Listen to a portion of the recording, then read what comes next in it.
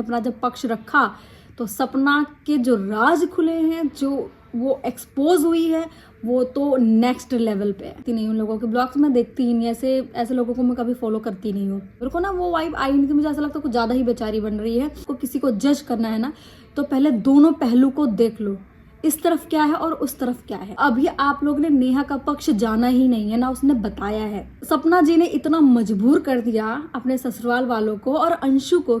कभी आपने उन दोनों बूढ़े माँ बाप को देखा है? 2 महीने अपने कोख में रखा, आगे जाके उनका सहारा बन सकते थे, वो दोनों नहीं रहे। तो आपने एक पत्नी का दर्द जाना है क्या? आपने एक माँ बाप का दर्द जाना है? अंशु ने जो एक्सपोज किया है, क्या ही बताऊं। इस कंट्रोवर्सी में सपना गलत है।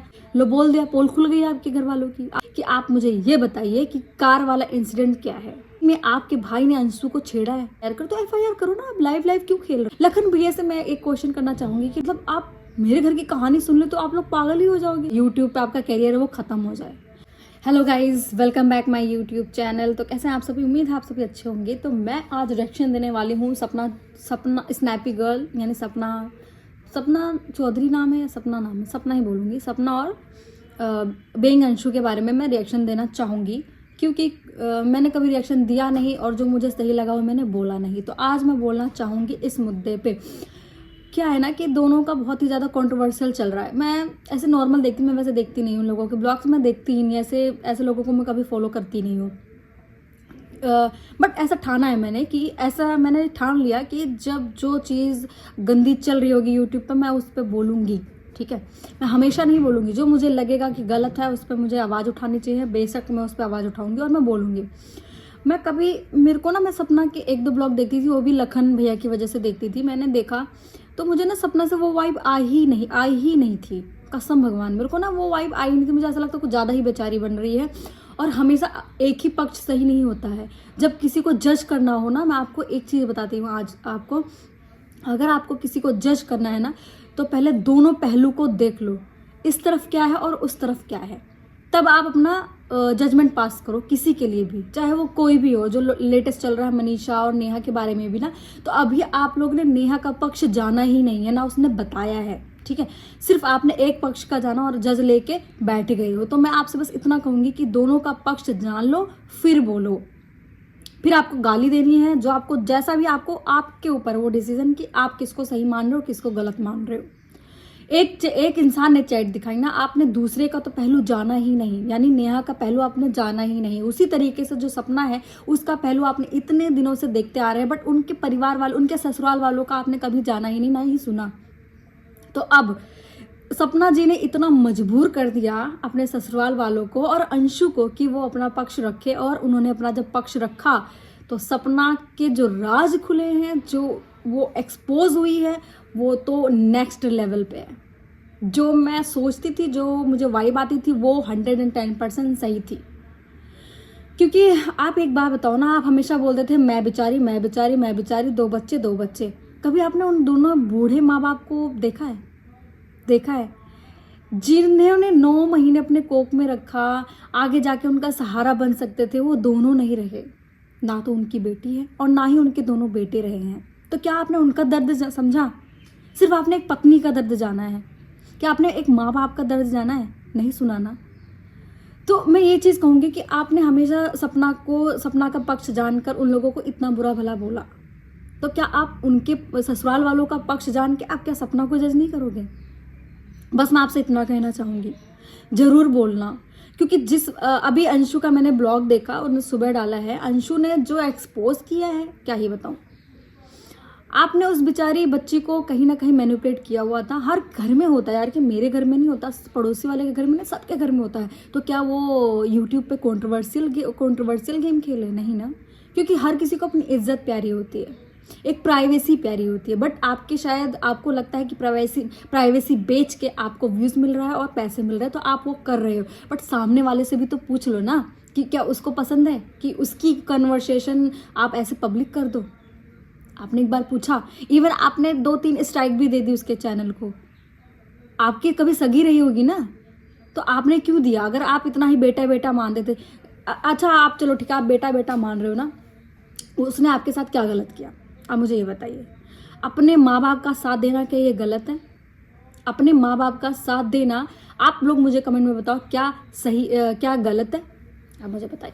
उसने भाभी का साथ ना दे करके अपने माँ बाप का साथ चुना, इसलिए सपना की नज़रों में अंशु गलत हो गए। अरे यार, जिसने जन्म दिया है उसका साथ तो वो देगी ना।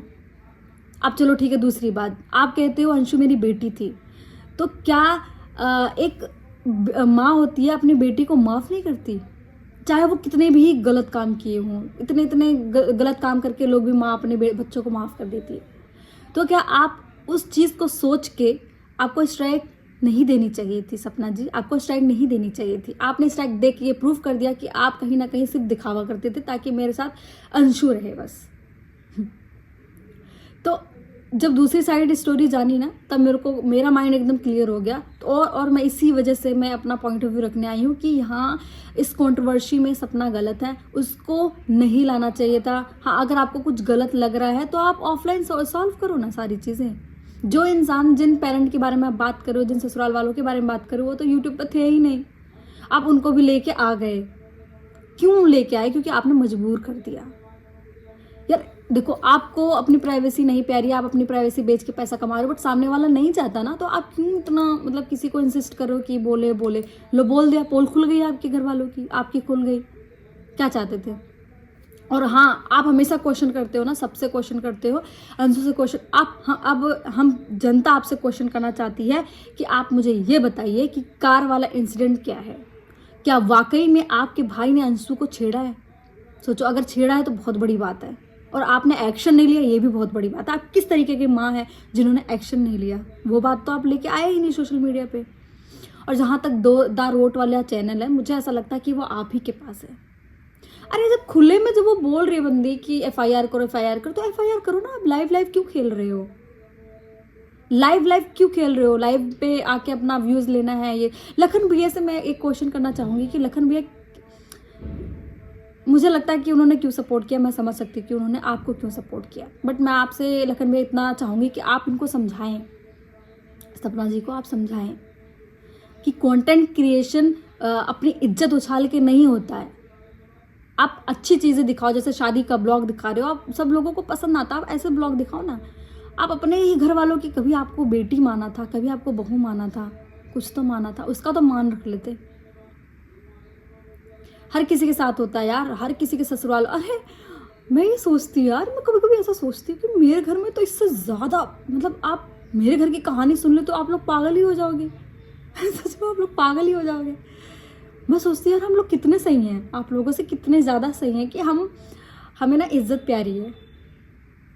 उस इज्जत को बनाए रखने के लिए हम अपने घर की प्राइवेसी सेव करके रखते हैं। आपके साथ तो कुछ नहीं, आप चलो ठीक है, आपने हस्बैंड खोया है, दुख है उस चीज़ का, और किसी के साथ ऐसा नहीं होना चाहिए, वो गलत हुआ आपके साथ। पर वो भगवान ने, एक होता ना कि किसी की किस्मत ऐसी होती है, किस्मत आपकी ऐसी है, तो इसमें उस आपके ससुराल वालों की क्या गलती है?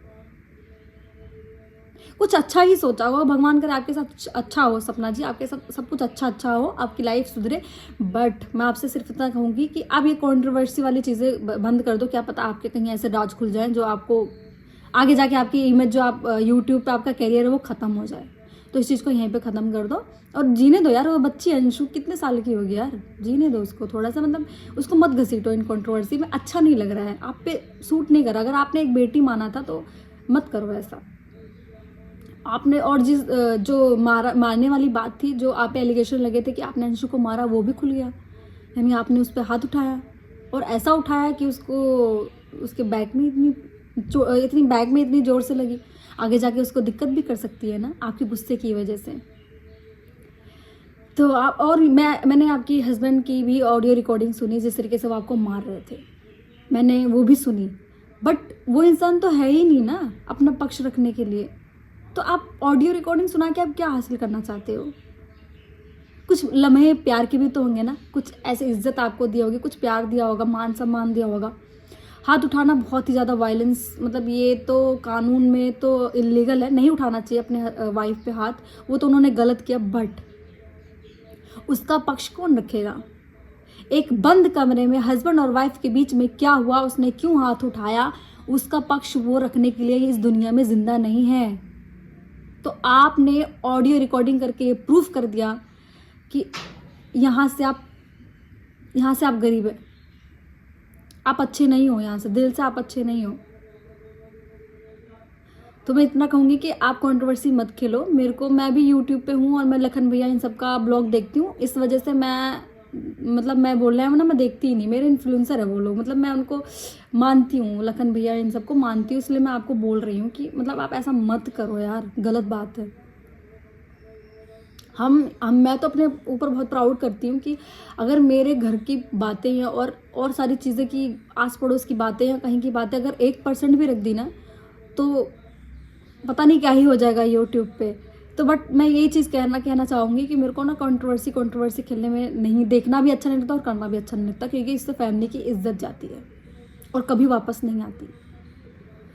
तो कैसा लगा आपको ब्लॉग? अगर आपको कोई चीज़ सही लगी हो और आप कुछ कहना चाहते हो, कमेंट में ज़रूर बताएं। धन्यवाद।